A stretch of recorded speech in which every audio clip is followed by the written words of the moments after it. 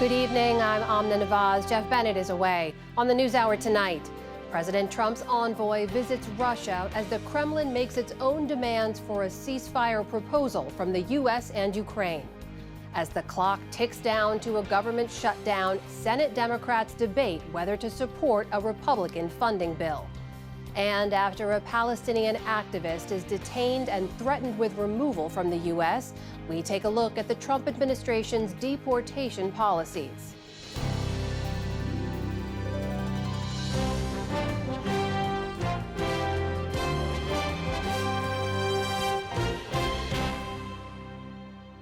Major funding for the PBS NewsHour has been provided by 2 retiring executives turn their focus to greyhounds, giving these former race dogs a real chance to win.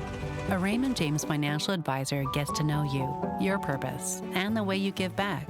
Life well planned. You know, as somebody coming out of college, it can be very nerve-wracking, not knowing what to expect, whether you'll like your job or not, whether you'll make friends, whether you'll fit in. And here, I feel like it's so welcoming and such an inclusive place to work. You just feel like you're valued.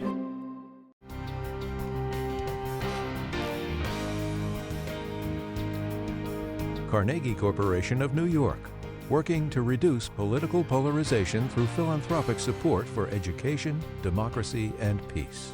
More information at carnegie.org. And with the ongoing support of these individuals and institutions.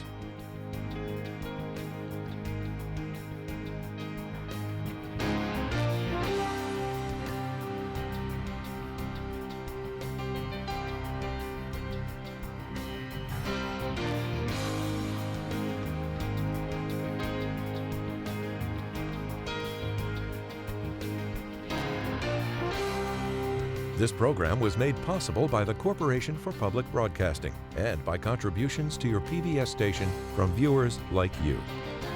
Thank you. Welcome to the NewsHour. Russian President Vladimir Putin today responded to a U.S.-Ukraine offer for a temporary ceasefire with his own demands and questions about what a 30-day pause in the war would mean for his long-term ambitions in Ukraine and Europe. Putin is meeting with President Trump's envoy as Ukraine says that Putin's words show he is not ready for peace. Nick Schifrin begins our coverage. Tonight, a high-stakes negotiation between Russian President Vladimir Putin and U.S. envoy Steve Witkoff, after Putin today said a ceasefire must answer his demands. We agree with the proposals to stop the fighting, but we believe this cessation should be one that would lead to long-term peace and eliminate the initial causes of this crisis. The Kremlin has long translated initial causes as the presence of U.S. and NATO troops in Eastern Europe. Congressional officials tell PBS NewsHour the Trump administration had already been considering reducing U.S. troops in Europe. The Kremlin has also demanded Ukraine refuse NATO weapons, cap its military size, and abandon NATO membership. Those are red lines for Ukraine, but the Trump administration appears willing, at the very least, to block Ukraine's NATO ambitions. Today, Putin also disparaged the very idea of a temporary pause. How will these 30 days be used? For Ukraine to continue forced mobilization so that the mobilized units are trained? How can we be guaranteed that nothing like this happens? Today, Russian troops regained the largest town in the Russian region of Kursk, parts of which have been occupied by Ukraine since last summer. Putin said any ceasefire would first have to answer Kursk's fate. If we stop fighting for 30 days, what does this mean? That everyone who's there will go out without a fight? That we must release them from there? Or the Ukrainian leadership will give them a command to lay down their arms, to surrender themselves? How will this be? It's unclear. Hello, everybody. In the White House with NATO Secretary General Mark Rutte today, President Trump described Putin's initial reply as positive. We are getting good signals outside of Russia as to where we are with Russia, and hopefully they'll do the right thing. And President Trump reiterated his desire to stop the war as quickly as possible. He put out a very promising statement, but it wasn't complete.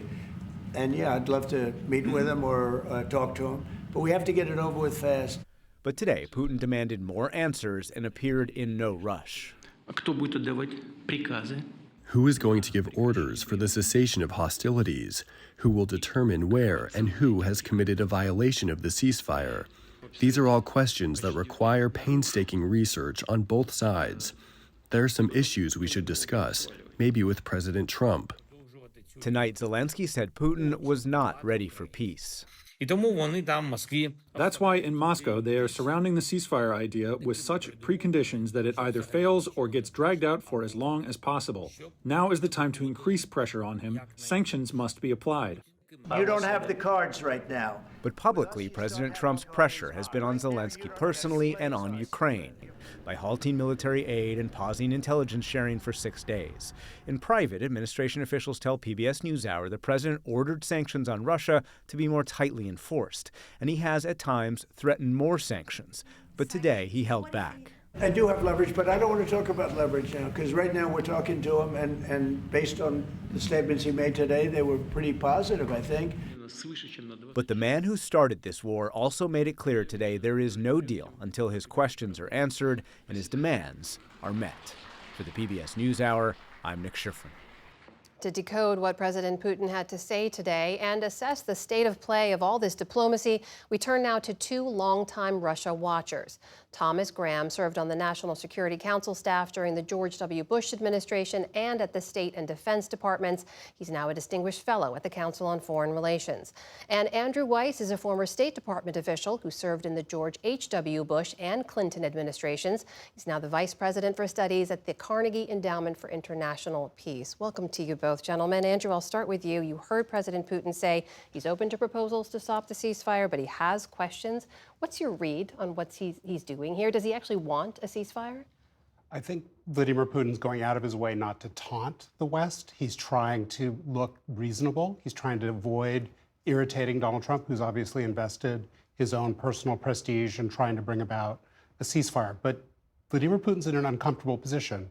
He's essentially been wrong-footed by the diplomacy that we saw in Saudi Arabia earlier this week, and now he's the one who looks like he doesn't want peace. He's the one who wants to impose conditions on any ceasefire. Thomas Graham, what's your take on this? And we should note you were in Moscow recently. So how are you decoding what President Putin had to say? Well, I pretty much agree with what Andrew has just said. Putin feels under no pressure to bring this war to an early settlement. He has his demands. He thinks that he is winning on the battlefield. He sees the problems that Ukraine has. So he's prepared to drag these out with the discussions about his conditions. The only thing that gives him pause is that he does want to develop a broader relationship with the United States. So the question in his mind is how far can he push President Trump? How far can he resist an early settlement to this conflict and still maintain the possibility of a much broader working relationship with the United States? Andrew, what's your take on this? Does Putin want more of a reset, like we've heard from the Trump administration they want with Russia? Does Russia want the same with the U.S. in terms of relations? We don't know for sure what Vladimir Putin's thinking, and I'm not going to try to do any mind reading here, but we do know what the U.S. president is thinking, and he's been remarkably consistent going back to his first moments as a candidate in 2016. He has portrayed U.S.-Russia relations as an end in themselves. He thinks that getting along with Russia can be an end in itself. And then the justification for that sort of shifts over time. Right now, the Russians are suggesting maybe they won't work as closely with China. Maybe they can help the United States deal with Iran's nuclear weapons program. I'm abundantly skeptical that there's a there. But the opportunities that the Russians are dangling in front of the new administration look captivating to the team that's in place. Thomas, what's your take on that, especially with a view towards China and how Russia is viewing that right now? Well, there are a couple of points to make here. First is that Russia thinks of itself as a great power, and it wants to be validated as a great power. And despite the very good relationships they have with China, the fact is, in the Kremlin's mind, there's only one country that can really validate them as a great power, and that's the United States. And talking to the United States is important in and of itself. Second, I do think that Putin does have a broader strategy here, opening up relations with the United States, developing more constructive relations, does give him greater leverage in his relationship with China, Iran, and some of the other countries that he's relied on in the past. Doesn't mean he's going to break with these countries, but he would like to bounce the relationship more in Russia's favor than the current Sino-Russia relationship is at the moment. So, Thomas, given all of that, and knowing that Ukraine wants to see some security guarantees here, is this an opportunity for the U.S. to push harder for Russia to take more actions or to offer more security guarantees to Ukraine? Yes, I think absolutely. I mean, the United States does have leverage, and it's not so much in the sanctions and tariffs that President Trump has talked about. It is in unity with the West.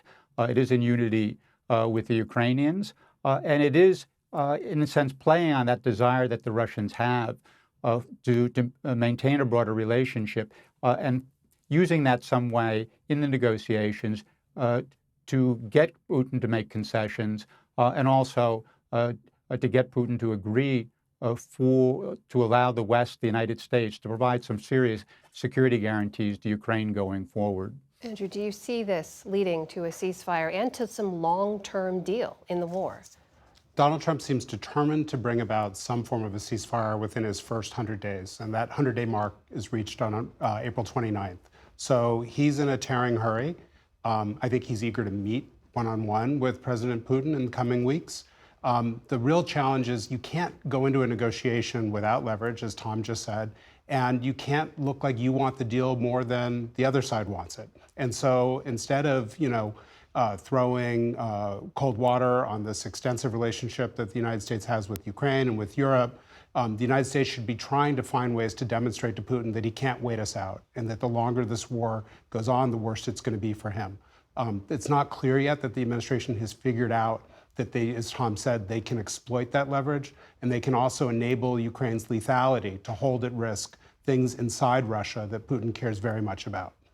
Thomas Graham, this is a Trump administration that prides itself on a very unconventional approach.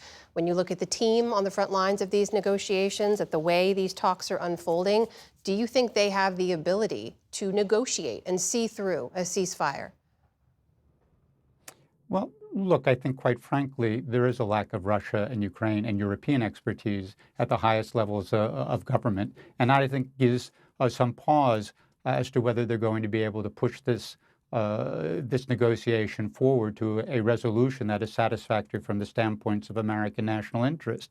I would note that when I was in Moscow, the Russians also expressed concern about the lack of expertise, that they weren't confident that the administration clearly understood what Russia's position was, and therefore were concerned that the president, Donald Trump, would come to some conclusions about what Putin was prepared to do or not prepared to do, and Putin pushing back against that could lead to a dust-up and then create a complication in this broader effort on the Russian part to build a much more constructive relationship with the United States. Andrew, you've got about 40 seconds left. Do you agree with that? I do. And I think that, in a normal period, we would see the Trump team wait to get their senior officials in place, to get people through the Senate confirmation process, to put an ambassador in Moscow to conduct a policy review. And I think it's legitimate to say that the previous administration's position, which they handed off to the Trump people, did need to be reviewed. Russia has been winning on the battlefield for the past year. That's unfortunate. U.S. ability to sustain military support for Ukraine at the previous levels is going to be very difficult. So the question is what's the next phase? And it shouldn't be ramming a ceasefire deal laden with conditions down Ukraine's throat. That would be a big mistake. Andrew Weiss and Thomas Graham, our thanks to you both. We appreciate your time. Thank you. Thank you.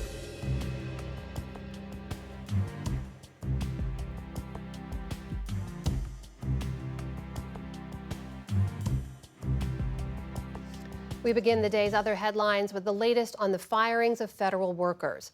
A judge in San Francisco ordered the Trump administration to rehire thousands of employees let go in mass firings last month.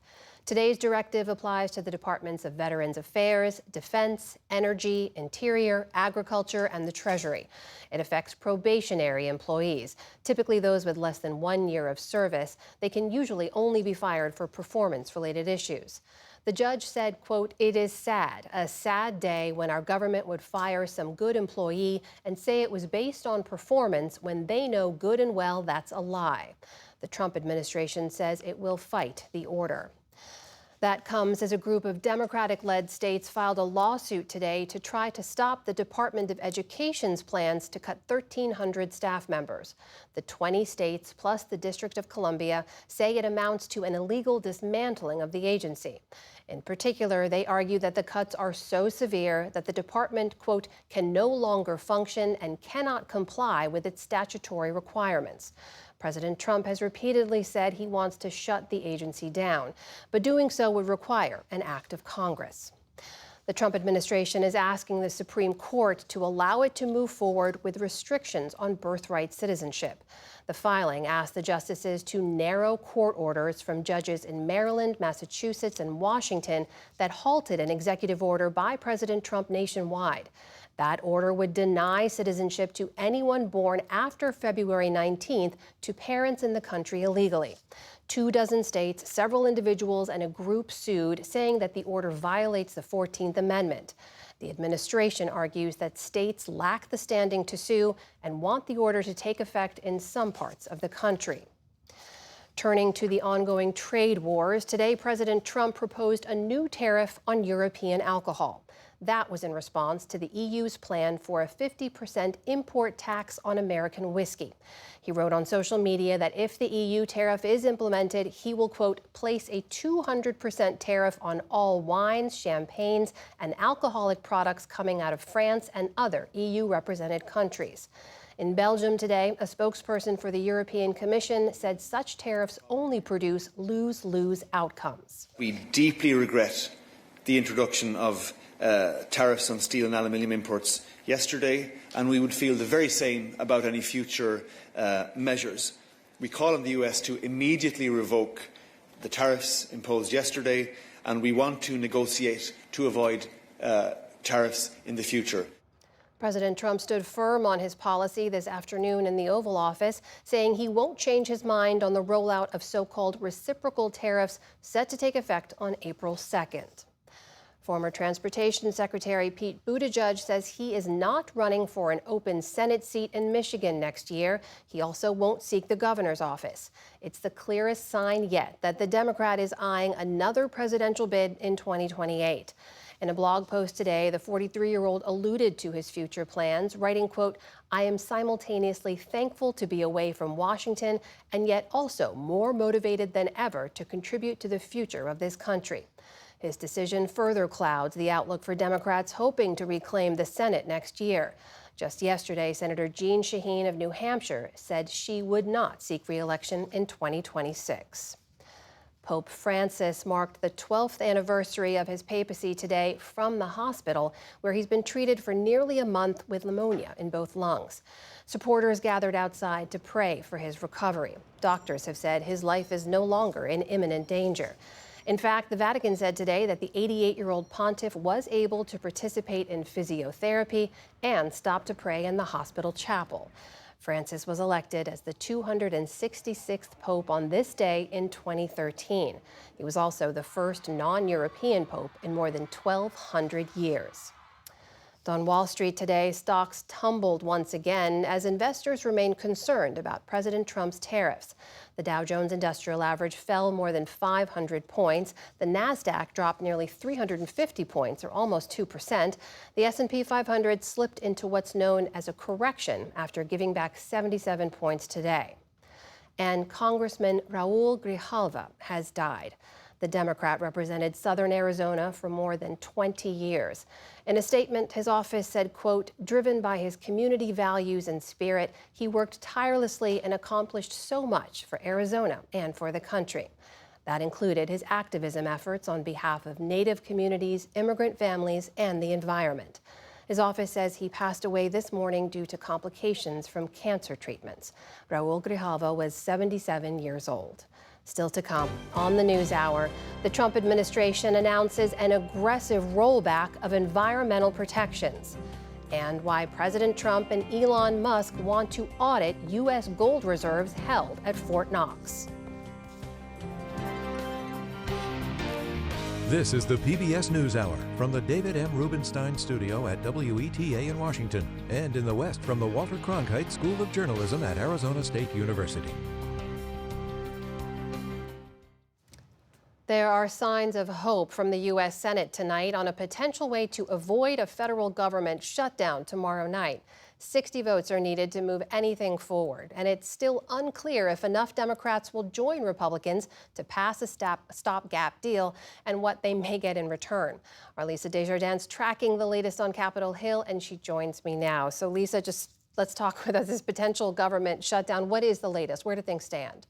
We've had another long, strange couple of days here on Capitol Hill, but I can report now from sources familiar that there is potentially a break in the impasse right now. They need about 8 Senate Democratic votes. This morning, it didn't look like those votes were there, but now I can report that the Senate Democratic leader himself, Chuck Schumer, has told Democrats that he plans to vote yes on that critical 60 margin vote. Now, with that, we expect other Democrats to come on board. This, of course, is the House measure that was passed, would fund government all the way till September 30th. Democrats, by and large, do not like it because it would continue to allow Donald Trump and Elon Musk to cut government as they like. There's no guardrails in here, as Democrats would want. But of course, Democrats don't control either chamber. This is a real test for Chuck Schumer. It's been unclear, as Democrats were divided, what to do, how he would approach this. But now it looks like he's trying to split the atom here, with most Democrats voting against this, he himself leading a few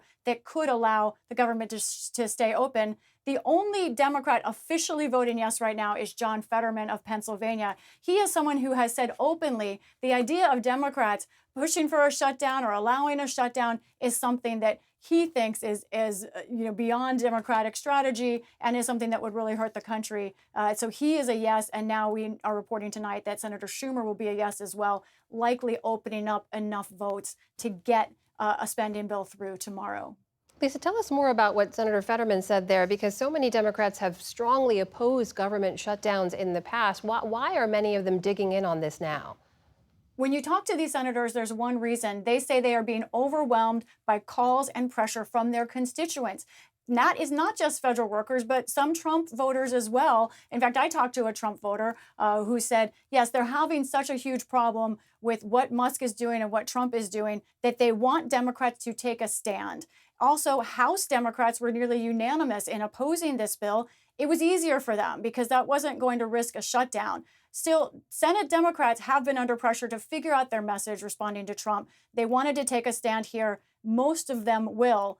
So this is about what's happening with Trump, Musk, but also internally some Democratic divide over how to deal with it. Lisa, also today, we know the Senate called off a hearing for a high-profile Trump nominee. That was his pick to run the CDC, or the Centers for Disease Control. We've now learned that the White House has pulled that nomination. What should we understand about that?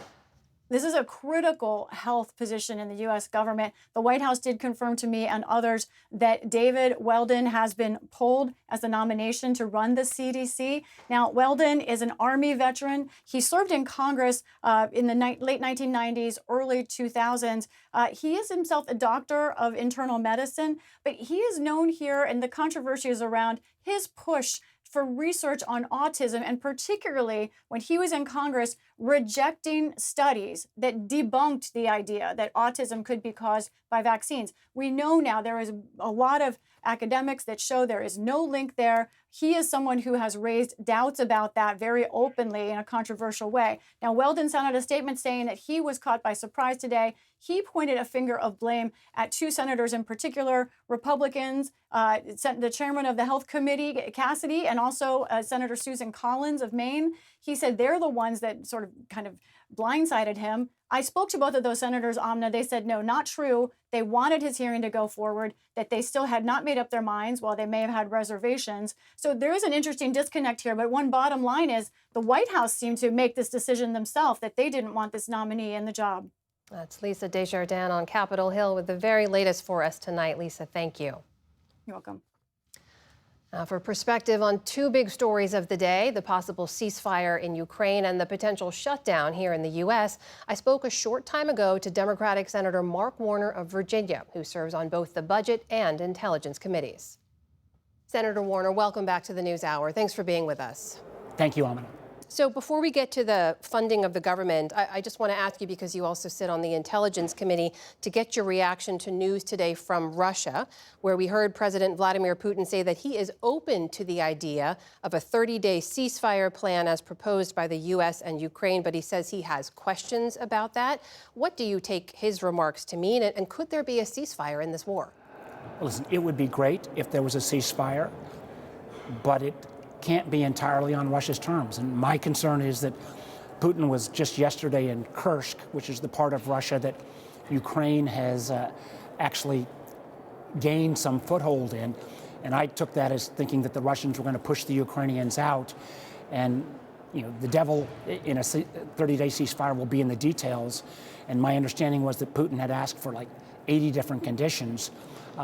What we can't do is allow Putin to claim a win out of this, because that is not only bad for the Ukrainians after they were brutally invaded, but it's also bad for all of our NATO partners in the Baltic countries or Poland, because a victorious Putin means there's not going to be any safety in Eastern Europe for the foreseeable future. Do you take it as a sign of progress that he says he's open to it? I mean, should President Trump get some credit for even getting a proposal on the table here? The fact that they're at least talking, I think, is a good sign. Although I got to tell you, Vladimir Putin, trusting him has not proven very well.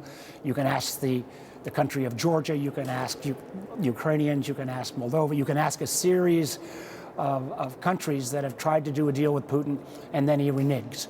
And the fact that I think it was a travesty when the United States recently sided with Ukraine, Iran, North Korea, Nicaragua, all the bad guys, to say that couldn't even acknowledge that Russia invaded Ukraine. So let's see what happens. Let's see what conditions there are. Obviously, we can get a cessation of the fighting. That would be good. All right, back to Capitol Hill now. And you have said that you are a no on the Republicans' funding plan. We know Senate Democrats met today behind closed doors, and reporters heard very loud voices unfolding inside during that meeting. Where is the disagreement right now within Senate Democrats, and do you have a plan? Listen, these are both awful options. We all know the downturn of a government shutdown, particularly from a Trump and a Musk that may not even want to reopen the government or only selectively reopen. We also know that the CR, where Republicans completely gave in to the Trump requests, is just brutal.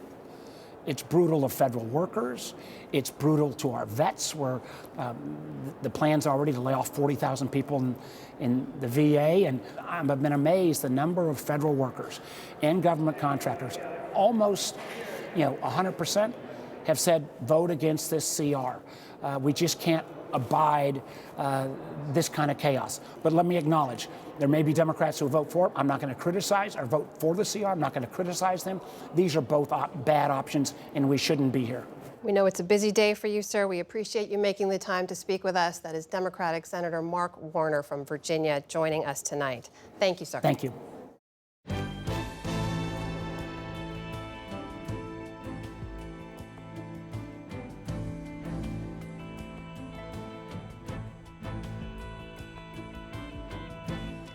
This week, Homeland Security officials said that Immigration and Customs Enforcement carried out more than 32,000 arrests in the first 50 days of the Trump administration. According to data released by Customs and Border Protection, that includes over 14,000 migrants with criminal convictions, nearly 10,000 with pending criminal charges, and over 8,700 they call immigration violators. Those numbers include the deportation of a 10-year-old U.S. citizen girl recovering from brain cancer after her undocumented parents were arrested last month. Our White House correspondent Laura Barone-Lopez has been covering all this and joins us now. So, Laura, let's take a look at those arrest numbers, those deportation numbers, and put them in context for us. What should we understand? Right. So first on the arrests, they have increased, especially in the interior of the United States compared to under President Biden. And of the more than 32,000 arrests made within those first 50 days, 1,155 were suspected gang members, 39 9 were known or suspected terrorists. And I want to hit on that number again, Amna, the 8,718. They were non-criminal migrants. That means that those migrants have not been charged with a crime at all. Now, when it comes to deportations, President Trump has not deported as many migrants as Biden compared to this time last year. So when you break it down, under President Trump, the deportations are lower at an average of 600 per day. And under President Biden, the deportations in 2024 averaged about 750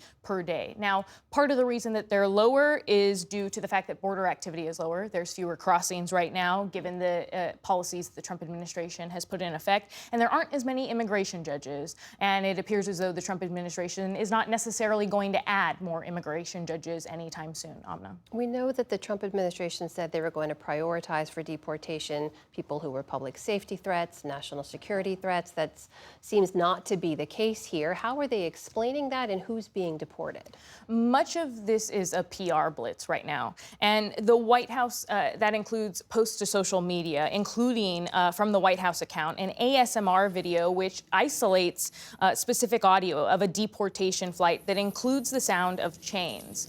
This PR blitz includes the fact that the DHS launched a $200 million ad campaign where they are attempting to sell the idea of mass deportations as something that is necessary for public safety. And in that ad, DHS Secretary Kristi Noem talks straight to the camera, telling people to self-deport immediately. Now, the White House and the Trump administration have repeatedly referred to all undocumented migrants as, quote, criminals. But that's not accurate, Amna, because many of the people that are being deported are not criminals. They have no criminal history or record, and a growing number, that includes a growing number of those being deported. And I spoke to Danny Woodward, who is the lawyer representing that 10-year-old girl who is recovering from brain cancer, and her family who were deported to a rural part of Mexico last month. And he told me what happened, that on February 3rd, that 10-year-old U.S. citizen girl woke up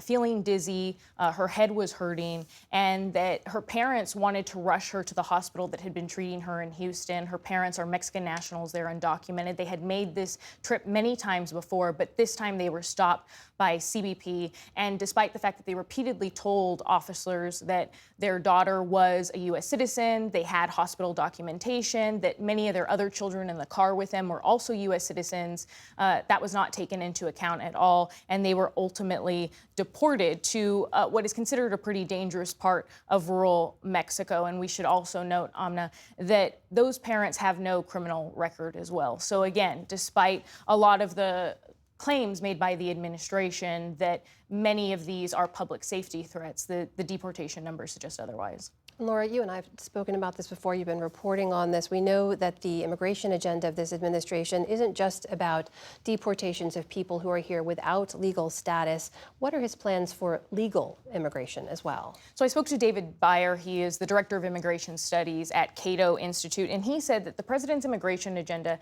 is just as much about legal immigration as it is about illegal immigration.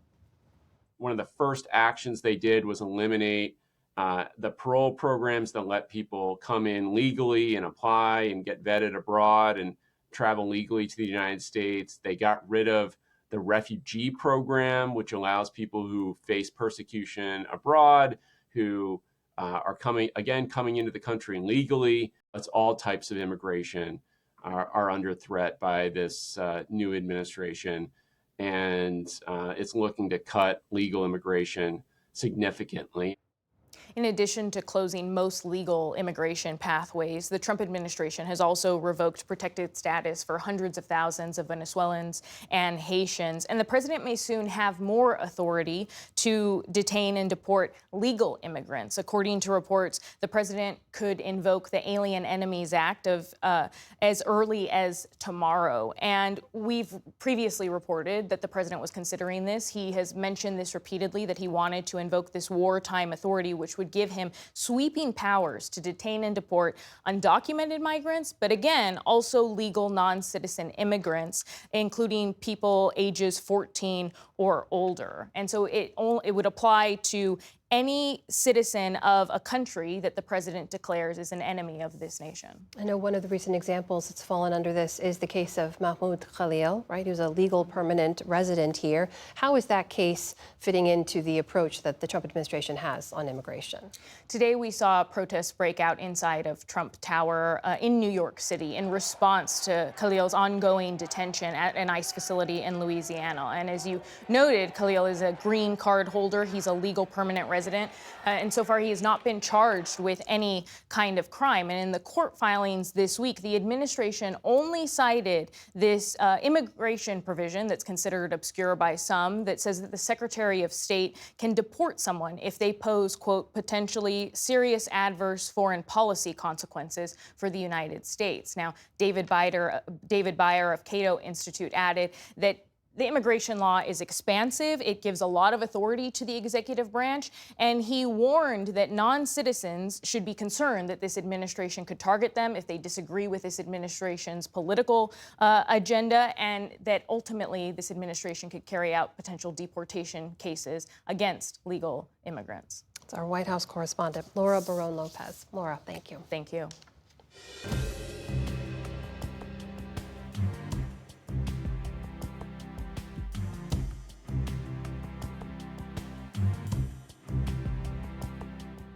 Yesterday, the Environmental Protection Agency announced what it called the biggest deregulatory action in U.S. history. The proposed rollbacks would impact dozens of rules, from emissions limits for power plants and vehicles to waste water regulations and air quality standards. Stephanie Tsai has more. Amna, the EPA was created by President Nixon in 1970, in essence to protect the air we breathe and the water we drink. Under later presidents, that mission expanded to addressing greenhouse gases, which contribute to global warming. Now, EPA Administrator Lee Zeldin says his agency wants to drive a dagger straight into the heart of what he calls climate change religion. With the stated goal of unleashing energy, Zeldin's proposals include a call to upend the basis for all the EPA's climate change actions. To help us unpack some of this, we're joined by Zach Coleman, who covers the topic for Politico. Zach, just describe the scope and scale of these proposed changes. This is the most sweeping rollback of environmental rules in the nation's history. We're talking about going back to the 1970s era, where these rules didn't even exist yet. So this is potentially erasing decades of climate and air pollution rules. But again, this is also going to be something that's litigated in the courts. So we don't quite yet know exactly where this will end up. So among the dozens of rules proposed, that would roll back environmental protections, Zeldin also made it clear that he wants to revise the conclusion that greenhouse gases endanger public health. That was a scientific finding reached by Obama's EPA in 2009. Here's what Zeldin said yesterday. I've been told the endangerment finding is considered the holy grail of the climate change religion. For me, the U.S. Constitution and the laws of this nation will be strictly interpreted and followed. No exceptions. Today, the Green New scam ends. And indeed, this finding, as I understand it, Zach, is foundational to all the EPA's climate change regulations. What would it take for the Trump administration to overturn that? It would take a lot. I mean, you have to come up with science that says the thing that we know is not true, that global warming isn't happening and that humans are not contributing to it and that climate change isn't a problem for public health and the environment. It doesn't seem clear how exactly they would be able to accomplish that. The other potential avenue is a legal avenue, and it's not yet clear exactly how the Trump administration would pursue that. Again, the Trump administration tried to roll back a lot of environmental laws in its first term, and it lost a lot. It did not succeed in many of those cases. So a lot of this is up in the air, but it's very clear that these are enormous strikes against foundational climate law and science. I just want to follow up on that. If the end goal is for the Trump administration to get this back to the Supreme Court, is there a world in which you envision a conservative-leaning court actually relitigating the case that brought us to the endangerment finding? I think that's one of the big questions, and it's certainly something that the Trump administration is willing to try. This is a 6-3 conservative Supreme Court, and there has been a lot of disdain in the Republican circles about the decision that led to the endangerment finding. There's a lot of people who think that decision never should have been made. So I think there is very much an interest in testing whether this court would pick that up. And I think a lot of conservatives feel like they would be on pretty decent footing, at least compared to that 2007 decision that led to the endangerment finding. Environmentalists and Democrats are slamming this announcement, saying it's about, quote, lining the pockets of billionaire corporate polluters. The Trump administration argues this deregulation will kickstart the economy and lower costs for everyday Americans. How are relevant industries responding, Zach? Well, industries are responding positively to the idea of rolling back climate and air pollution regulations. A lot of them thought that the Biden administration policies were taking the markets to an unrealistic place. You look at auto sector in particular, where there were a lot of companies that said, look, we agree that we need to transition to electric vehicles, but the marks that you're putting down are a little too aggressive and they're not based on consumer preference. People aren't buying these cars at the rate that we would need to actually produce them to meet these rules. So there is a lot of applause from industry. However, there is some concern from industry circles and even some Republicans about going after the endangerment finding, which they think could be a distraction and actually could be politically demotivating to getting some of these regulations done. I want to ask you one quick question. The EPA also announced it is shuttering its environmental justice offices. What could the immediate impact be there? When you think about environmental justice, this is about helping communities that have been disproportionately burdened with pollution. They're often located near heavy emitting facilities because of political disenfranchisement, where people didn't get a chance to push back against things that they didn't want in their backyard. And if you get rid of those offices while at the same time lowering the floor of environmental standards for the entire country, it's really a double hit to those communities that have always taken the brunt of our nation's pollution and have the least ability to resist that being thrust upon them again. Zach Coleman, climate change reporter at Politico. Thank you, Zach. Thank you.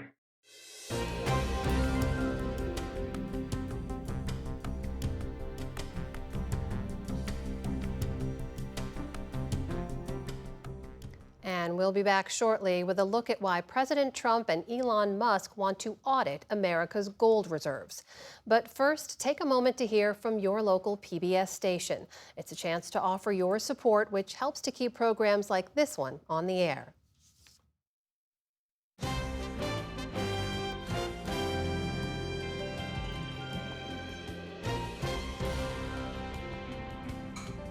For those of you staying with us, we turn now to the opioid crisis in America.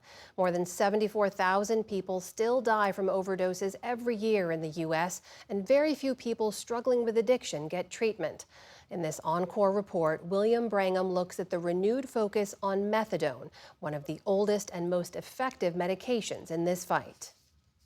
They give me 27 days at a time.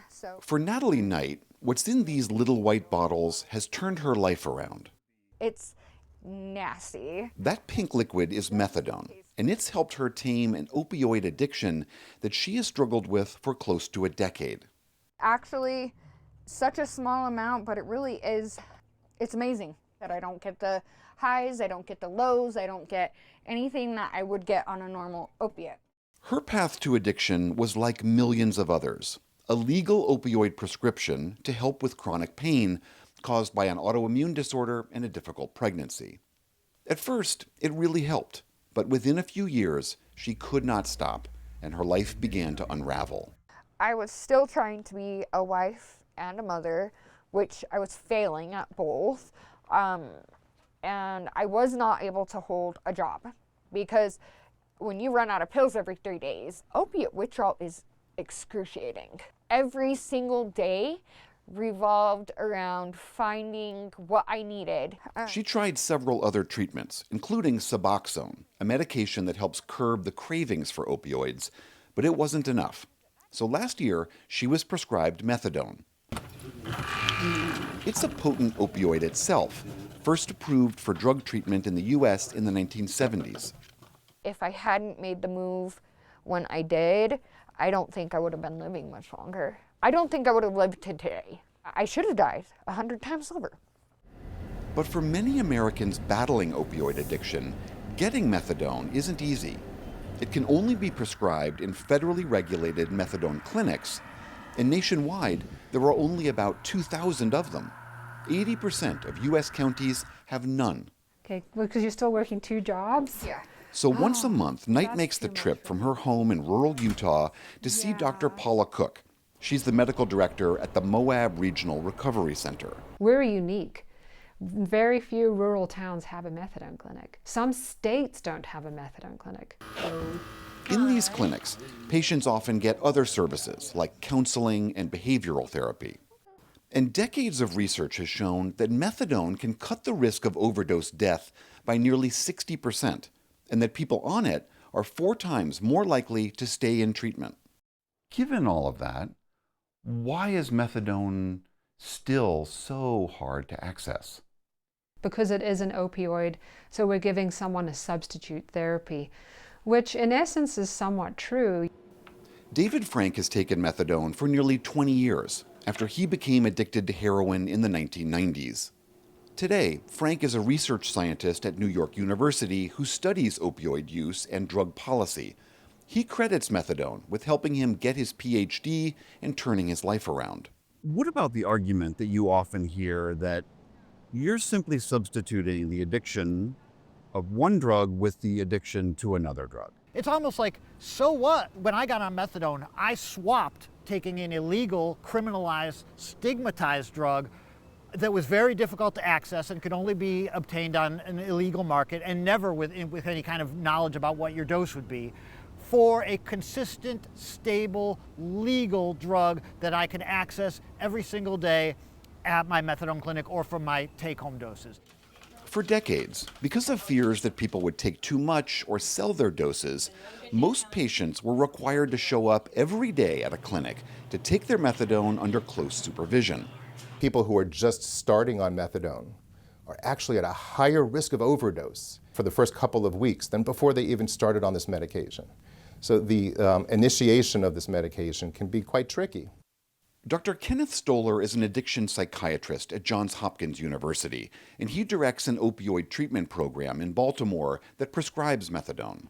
He says it is not a silver bullet on its own, that people battling opioid addiction really benefit from the additional support clinics often provide.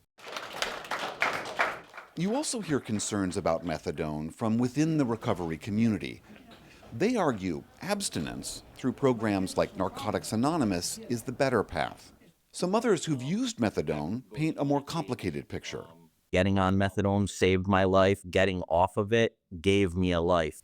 I had to go to the methadone clinic in a fairly seedy neighborhood, and I had to be there every day. Still, I'm trying to find recovery, and I'm trying to change my environment a little bit, and still standing in line outside in the cold with people that I used with wasn't very helpful. Do you think if you'd been given 30 days worth of doses to take home, that would have helped? I do think that would have been better for me, but I wished that there were more support in terms of me being able to, become more productive as a member of society. So are they going to send her with some medication? Back in Utah, Dr. Paula Cook says today, because fentanyl is so prevalent and so potent, increasing access to methadone is critical. It's why she supports allowing it to be prescribed outside of clinics like hers. All right, yeah, come in, have a seat. Is there a risk? Of course there's a risk. That's why it requires good stewardship. And improving access will reduce loss of lives. Natalie Knight says methadone is slowly helping her rebuild her life. Could you have envisioned who you are today and how you're living today? No. I never envisioned that I could have a life like everybody else has. I'm able to work 2 jobs and not go through withdrawal, but also not be in pain. I am able to be a mother. I am able to be a sister again. It's changed my whole life. For the PBS NewsHour, I'm William Brangham in Moab, Utah.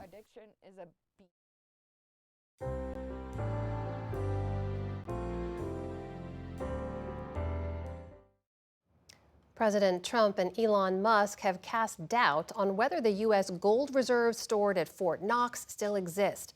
Trump's Treasury Secretary insists that the gold is safe. But the conversation led our digital anchor, Dima Zain, to dig a little deeper with economics correspondent Paul Salman.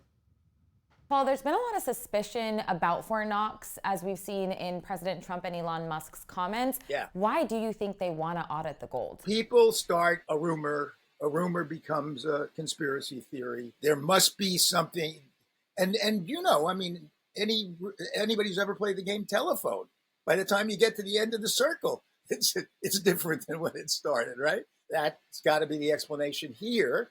There certainly no one has come forth with evidence that somebody, hey, Uncle Harry has a gold bar in his freezer, and it says Fort Knox on it. Now you ask why now, what's the reason they're going in? Well, one possibility is they're trying to satisfy the conspiracy theorists. So it might be just that. Hey, don't worry. It's all there. President Trump or Elon Musk might say, here we are worried about the debt ceiling and how we don't have enough money to pay our debts unless Congress raises the debt ceiling. But we have enough money. And so we don't have to worry about the debt ceiling. And that then could be prelude to some maneuvers by what's called monetizing the gold, which is to say, claiming it for ourselves at its true value, which is what's called mark to market. You mark it up to the current market price. And has that ever happened before? Franklin Roosevelt did it. He did it in order to lower the value of the dollar, in order to stimulate the economy by putting more money into the economy and the New Deal, Social Security, and all the things that were introduced under the Roosevelt administration in the 1930s, get us out of the Great Depression. It wasn't anything at this sort of magnitude. It was not for the purpose of avoiding the debt ceiling. So some commentators online are asking, if the gold were to disappear, not be at Fort Knox,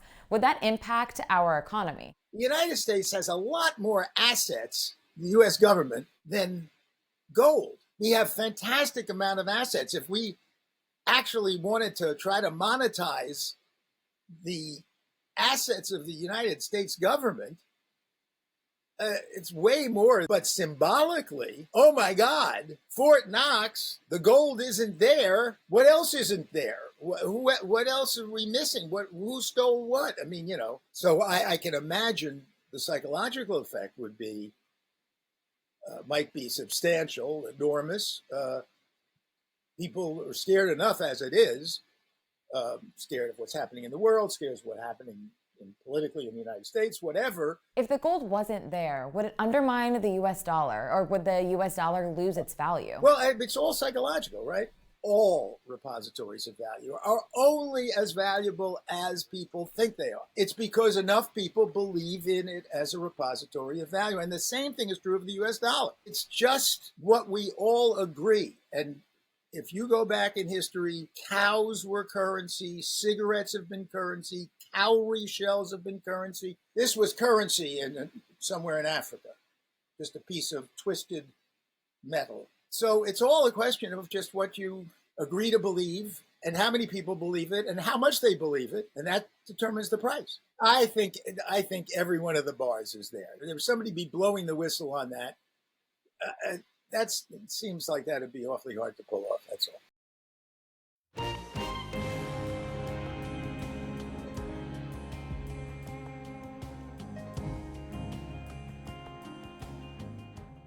Before we go, we want to take a moment to remember author, sports writer, and a frequent guest on our program, John Feinstein, who died just today. John wrote about basketball, football, golf, and other sports, much of the time as a columnist for the Washington Post. He also wrote more than 40 books, including A Good Walk Spoiled, A Civil War, novels for young readers, and his breakthrough in 1986, A Season on the Brink, that chronicled a tough season for the Indiana Hoosiers and their explosive coach Bobby Knight. John was incisive, he was funny, and he could be biting too, whether he was criticizing the NCAA or the NFL, as he did in his 2021 conversation with Judy Woodruff about his book, Raise a Fist, Take a Knee. Race plays a role in our entire society, as we see all the time nowadays, but very much in sports. It's not hard if you're a player to get a chance to play, because playing is a meritocracy. But getting a job as a head coach in the NFL, getting a job as a head coach in college football or basketball, general manager's jobs, CEO jobs, those are much harder. And there are numbers that back up those facts. In fact, the last 20 NFL jobs that have opened, 75% of the players are black. 2 black coaches have been hired. And believe me when I tell you, there are plenty of qualified candidates for these jobs, and they're not getting them. Our friend John Feinstein was 69 years old, and he will be missed. And that is the NewsHour for tonight. I'm Amna Nawaz. On behalf of the entire NewsHour team, thank you for joining us. Major funding for the PBS NewsHour has been provided by On an American Cruise Line's journey along the Columbia and Snake Rivers, travelers retrace the route forged by Lewis and Clark more than 200 years ago. American Cruise Line's fleet of modern riverboats travel through American landscapes to historic landmarks, where you can experience local customs and cuisine. American Cruise Lines, proud sponsor of PBS NewsHour.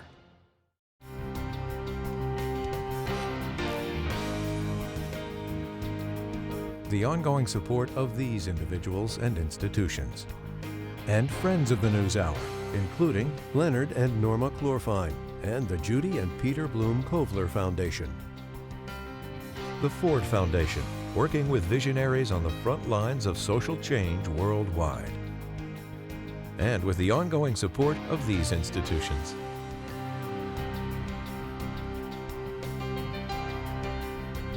And friends of the NewsHour.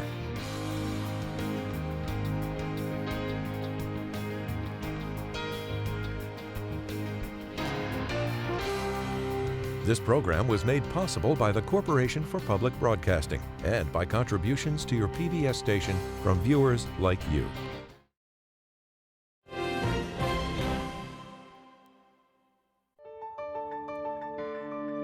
You're watching PBS.